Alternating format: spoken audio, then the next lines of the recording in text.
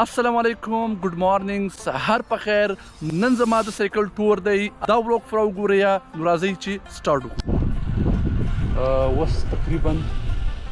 په سټي کیو سټرابري راواخیسته اوبه م راواخیستې را بهر شو اوس د سټي نه را بهر شولو موږ ته سفر ډېر زیات دی اوبه مې راواخیستې او سټرابري مې راواخیسته نو انشاءالله سفر اوږدی مدد کوي او شاته تاسو مې کتلی شئ ټور کشتي ده چې دا په ټول آسټریا کې تاسو چکر درکوي په ټول آسټریا کې دا ګرځي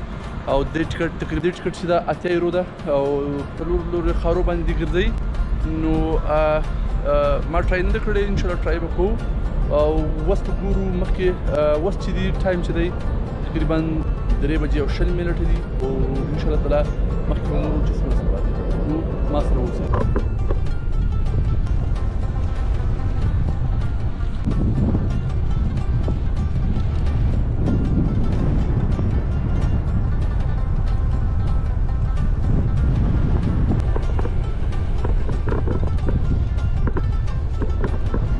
تاسو ته بخار یو کشتي سپینه ده د سکول دی تقریبا لسمه پورې سکول دی او د کشتي په شکل کې جوړ کړی دی په اوبو کې دی د دې نه شاته هلکان چې دي کرکټ هم کوي او فوټبال هم کوي شاته یو دوه غټ ګراونډونه دي دلته هلکان چې دي کرکټ او فوټبال کوي تاسو ما نه شاته کتلی شئ یو اوږده لاره ده چې دا لاره ما ویلې ده یوه دا لاره ده چې تقریبا یو نیمه ګنټه 2 ګنټې لاره ماته پاتې ده نو سفر مخکې جاري کوو او انشاءالله تعالی مخکې به سفر فاینلي لیمای پورې راورسېدو تقریبا 1 ګنټه سفر مو وکړو په سایکل او دا چې ده د اوبو اخري ځای دی مخکې مو بسته خو مخکې چې دي دا رقم نیرونه واړه دي تاسو ما نه شاته ګورئ دا چې دا بیا د ټرین پارټلیانې دي تقریبا 3 پارټلیانې دي او تاسو ته دا پورې چې دی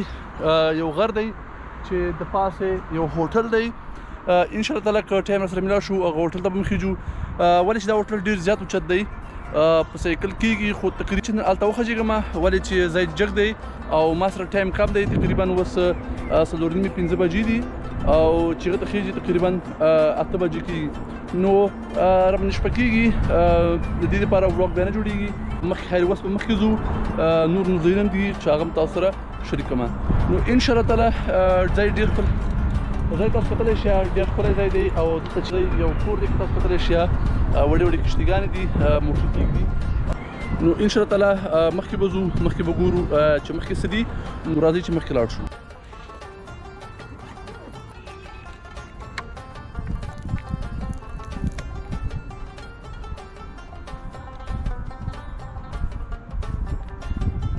فاینلي موږ خپل منزل ته راورسېدو چې دا کوم سټي چې دا هنګري سره او سلواک سره بورډر دی دې نه مخکې هم تللی شو خو په موږ باندې شپه نه شي بیا د شپې سفر چې وي لږ مشکلات وي په سایکل باندې او دغه زموږ ټارګټ و دغه ځای نو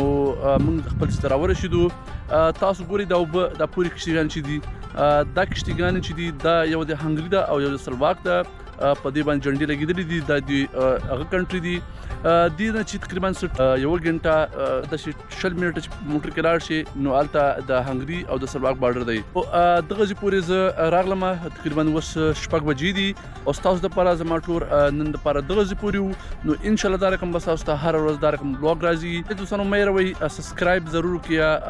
که کامنټ څه سوال لرئ کامنټ وکړئ دوستانو څه پوښتنه لرئ او انشاءالله تعالی نیکسټ بلاګ کې به ملاویږو د الله په امان